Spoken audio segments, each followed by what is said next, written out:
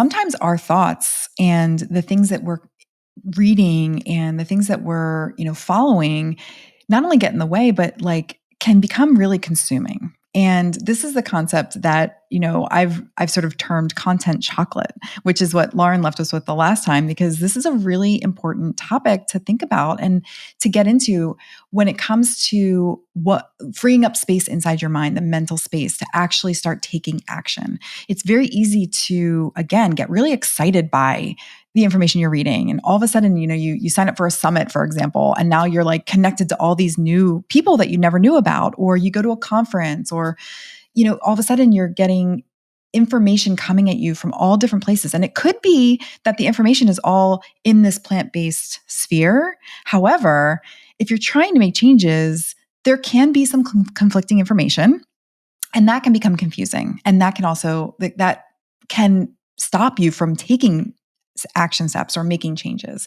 And so what content chocolate is this excitement about something new that you're learning about, or something that you really enjoy, looking at or learning more about in your personal life.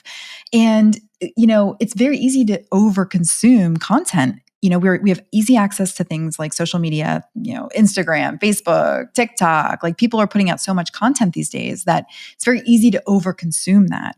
And one of the actions that you can take is to really simplify what information you're getting and where you're getting it from. And a lot of times, like with my clients, I'll suggest to them, like, maybe it's time to just turn off the noise of outside information. And just, if you believe in mastering diabetes and you believe that this is a way for you to gain control of your health and your blood glucose in the long term, then just listen to Mastering Diabetes, listen to our podcast, listen to read the book, listen to the audiobook, and keep your sort of, your zone of information really small for a little bit. You may have to turn off some of the newsletters coming into your inbox. You may have to turn off some of the, stop following some people for a little bit. But it can be really powerful to take control of the information you are consuming and taking in, and especially when it's coming from a trusted source and someone who has kind of done the work for you, and you get to just listen and start applying the information one thing at a time.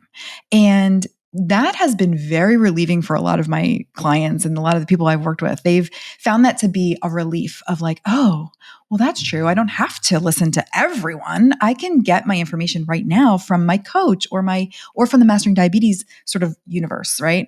And let us be your guides as you're making these changes, because it's one way of simplifying. I love the word simplify, minimalism. Before I heard your brilliant term of content chocolate, I had gone through phases of that in my time, of like putting on Instagram and then deleting Instagram and then thinking, okay, I need to use this strategically, post the stuff that I'm speaking about, but why do I really care? And nobody really cares. Thinking like strategically, why am I using this? And I think I'm of an age where Instagram didn't come into my life in a point where it mattered so much to maybe my status, like in high school. And that's not even, I don't even want to go there with even imagining what it would be like to be teenage me right now and having Instagram. It would have been not good back in those days of my angriest type 1 diabetes moments. Having Instagram would not have been ideal for me at all. But I catch myself and I go through a little social media fast. So another way of fasting, right? And I don't just mean intermediate, like go for days here where you're not really doing too much with social media, or you're doing a bit of a purge. So you're taking a look at it and you're deciding, this isn't healthy, unfollow. This is not ideal for me to understand, unfollow. I don't need to see this every single morning. And certainly we know that it's not a good habit to wake up and boom, open it up and start doom scrolling before we're even out of bed, unless the only thing you ever see on your phone are happy animal videos that make you smile and want to get up and face the day. And honestly, if we could all, in a perfect universe of social media algorithms, we would only be surrounded in positive things that help us move forward. But unfortunately, that is not how this content works. This crap wants us clicking on stuff to buy, on stuff to fall for. And if you are in the world of health, you are a health seeker, a weight loss seeker, a glucose lowering seeker, you're probably Googling some stuff like with general terms that are causing you to see things that certainly are very contradictory to our philosophy here. The whole food plant-based philosophy, period. So those contradictions can cause stress. What else can they cause besides stress? Just confliction. How many times do we see people that are so conflicted by what they're seeing with information that they're like, I don't even want to eat anymore. I don't know what to believe. I am so frustrated. What do I do? And I think we've all probably been in positions like that where we're even doubting ourselves and our own drive and what we're doing in health. And one thing I definitely catch myself on before I rant too hard here is if I spend too much time watching another woman on video lift weights than the amount of time I'm lifting weights, that's my problem to begin with. That means Lauren needs to get her butt to the gym. Don't watch other people do it. You go do it. Just do it. Well, I mean, again, you brought up a few things. You said doom scrolling, like that idea of doom scrolling. I mean, I think we can all just like really get what that means, right? Like that doesn't really need explanation, but it's a really good description. And sometimes those definitions can help us identify when we're doing something, right? Like when you label something and call it what it is, then you can catch yourself in those moments and be like, okay, I hear Lauren, I'm doom scrolling right now. I'm going to stop that to give myself space so that I can stop watching these people eating big salads and go make one.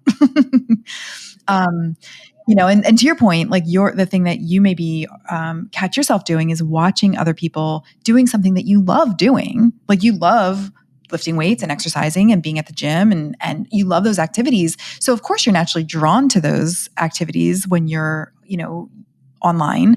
And I know I'm like, if you're listening to this podcast, like maybe think of something that you can connect with right now that you scroll through and look at and want to watch more of. It could be like cat videos, right? Like that's my thing right now, or cat videos, funny cat videos.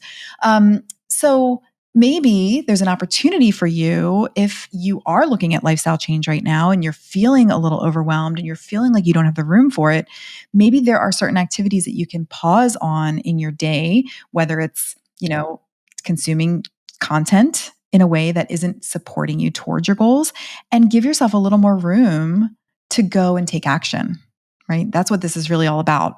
It's about where do we find the space in our lives, in our hearts, in our days to give ourselves room to not feel overwhelmed and to take an action step forward, right? One action step leads to another action step, leads to another action step. And one of the reasons why one of our focus, ideas here at Mastering Diabetes is to start with breakfast when it comes to making changes is because one green light choice will beget another green light choice. So if you start your day off with a green light choice and have a nice, beautiful green light breakfast, you're more apt to make other green light choices throughout the day. You start your day off with that best foot forward. And that's something that is a really great takeaway of, again, creating space for yourself, but also where do I find room? What action steps do I take then? Right. So it's like, okay, let's give ourselves permission for some space and that self-care that comes out of space. And then also, how do we nourish ourselves and move ourselves forward and take those action steps?